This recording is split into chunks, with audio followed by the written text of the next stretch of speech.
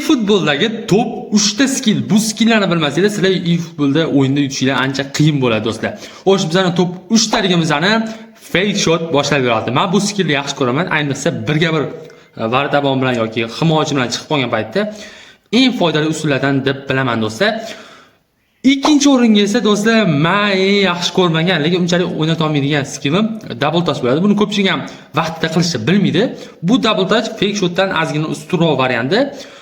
Yugurib ketayotgan joyingizda qilsanglar bo'ladi. Bemalol hujumchini ham, darvozabonni ham aldab o'tib keta olasizlar.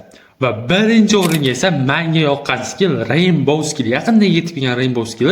Bu double touchdan ustun tarafi, bu skill yerda emas, ya'ni osmonda qiladi. Oyog'i bilan olib qo'ymaydi bu degani. Himoyachining bo'yi uzun bo'lmasa, oyoq bilan olish qiyin bo'ladi.